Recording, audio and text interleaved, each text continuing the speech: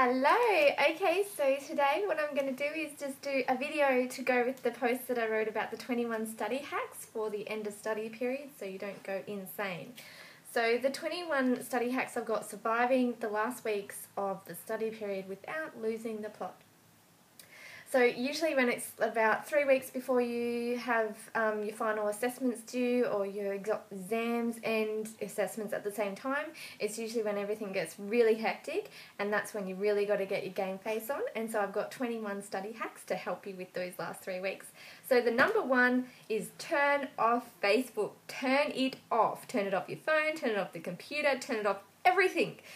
Don't even look at it, don't have it, and also hide your password, because you will log on even if you have logged off. You'll go and just log on, you'll be studying, and then you'll be like, oh my god, my brain is freezing, I need a rest. I'm going to go on Facebook and just detach from everything and numb yourself. So turn off that Facebook. It's seriously for 3 weeks. Come on, how addicted are you that it's really that hard to turn off? I know it is so hard, but I have turned it off. I turned it off my phone.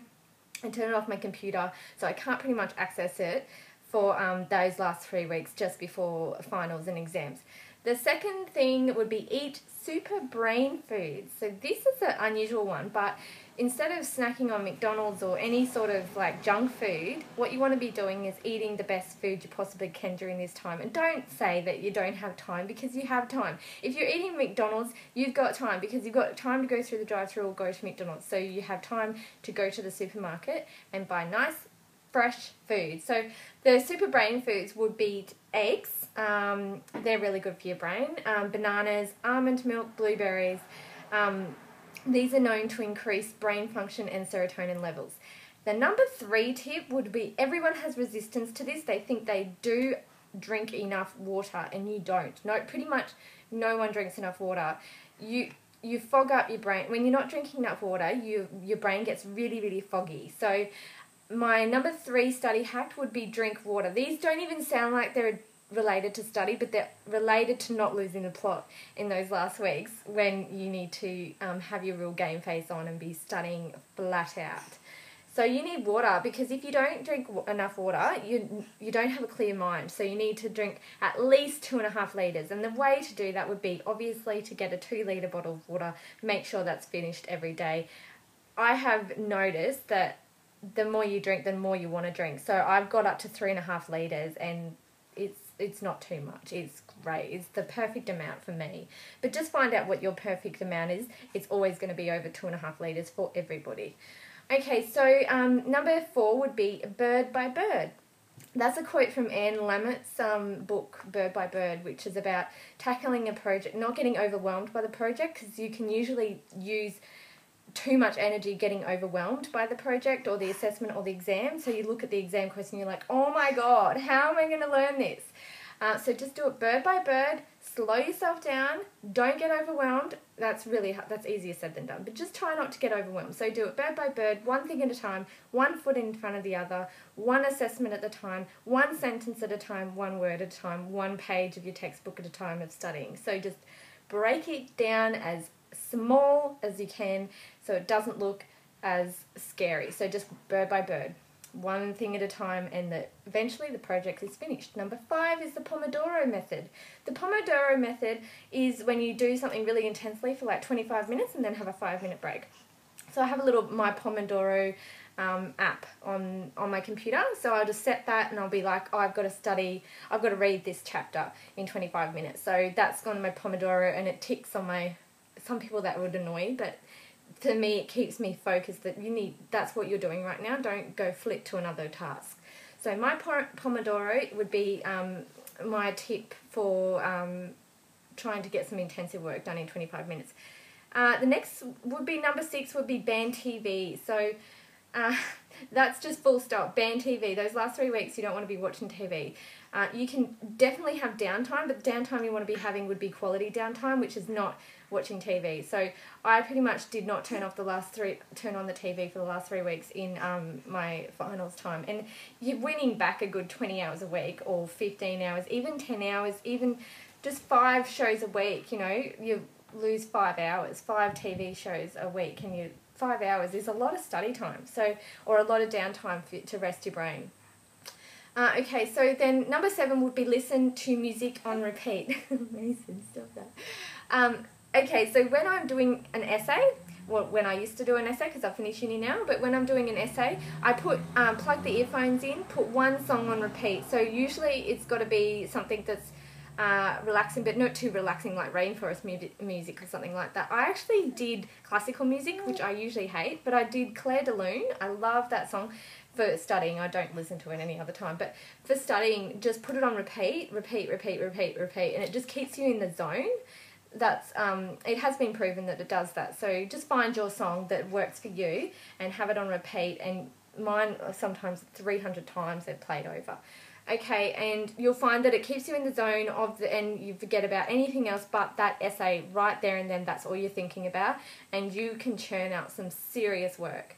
In a small amount of time, so you don't get distracted, because distraction will take away so much time from you. What are we up to? Number 8, clear your desk and wipe it clean. I'm just looking at my desk right now, and it's pretty clear all the time. People are like, where do you have everything? I've got stuff put away in drawers, put away in a bookshelf. So my desk is completely clear and clean. So that's what you want yours to be. Clear desk, clear mind. It's really simple. Clear it off, put stuff in the bin, bills, reminders, all that sort of stuff needs to be away, not on your desk. You just want to be concentrating on the thing you're doing right there and then in that second. Also, number 9 study hack would be use a paper and pen to-do list. Writing down that's the funniest to-do list ever. But writing down your to-do list of the things you got to do has some... I don't know what it is about writing it down on a pen and paper. I think because we use keyboards so much, it seems like not real. So writing it down on a pen and paper has been proven that it's awesome. Just give it a try for a week. So write down the list of the to-dos and the doing at the same time, and scribble it out as you're doing it, what you've done, what you're doing, and what you're doing at the time in your to-do list. That's using a pen and paper. It's great tip. Give it a go and just see if it works for yourself. I'd love to see if that works for you, because it works for everybody that gives that a try. Usually loves that method. Okay, so study with objectives. So when you're reading the textbooks, don't just read them haphazardly. Read them with the assessments in mind. So at the start of the study period, you need to know all the assessments and what you need to know for them. Put little tabs on them. I wish I had mine right now. It's got the tabs, all the tabs that are relating to each assessment. Just say, as you're reading something, oh my God, I can use that for assessment 3. Or I need that in the exam. That's going to be in the exam. Number 11 would be write an MIA notice. An MIA notice, missing in action. So tell your friends on Facebook, I'm going to be missing in action for the next 3 weeks. Don't try and call me. They can call you, obviously, but just let them know, so that when somebody rings you and says, oh, do you want to catch up coffee? Do you want to go out to dinner tonight? Because people won't drop in on you when you've said, I'm going to be MIA, I'm studying for finals. You'll reduce that, and you'll also reduce the temptation when somebody invites you out to coffee for the 3 weeks. Like, it's not that much out of your schedule to do that. Number 12 is select your MEST. MEST is your minimum effective study time. I adapted that from the 4-hour week work week. So what's the minimal effective study time that you can get away with for that unit? So is it 9 hours, 10 hours, 12 hours? And make sure that you've assigned enough time for each study unit, each unit that you've got. Use Lift. Lift is an app on your phone you can get. It's a habit-forming app, so use Lift to tick off, say, 20 minutes of study time in the morning, 2 hours of study time, tick it off your little habits. And yeah, that's Lift. I really like that app. Number 14 is use sticker charts. So have study on there, the days in the month, put a sticker every day you've done your allocated amount of time of study. So sticker charts work for me. I love it. I love giving myself stickers. It's like, yay, you did that. And it's like on the board, you can see you did it. Do yoga. So I do yoga in the mornings, and that seems to clear my head, stretch you out, move your body. Number 18 is get off the forums. So don't go onto forums in those last 3 weeks. You can go and check them, probably 5 minutes, put a timer on, that's the limit. Because you can get caught up like for hours doing that, and you don't have hours to spare in these last 3 weeks. You want to be getting good marks. Okay, so breathe. I think I need to breathe because I'm trying to talk really fast to get this under the 10 minutes. But take a deep breath in through the nose, out through the mouth, and relax yourself. It's It's going to be okay. And just repeat that. Just keep breathing, because you'll find when you're writing an essay, sometimes you've got, it's like, when was the last time I breathed? So, yeah, give that a go. Breathing, it's always helpful. Motivational quotes. You can go to my Pinterest page, Jana Kingsford, that's the extension thing, and there's lots of motivational quotes, you know, like it always seems impossible until it's done, all those sort of things. Sometimes you need just a motivational kick up the butt. Sorry, close your ears. Visual graduating. So feel the feeling. When I graduated, I feel like I'd felt like I'd already been there, because I closed my eyes and picture it so many times. When it gets hard, you need to be picturing it. So when I graduated, it felt like deja vu. I'd visualised it that much. Okay, so I hope those 21 study hacks help you. Let me know down below if they help, or if you've used any and they're a little bit different than your normal ones. But have a great day and good luck studying. Yay!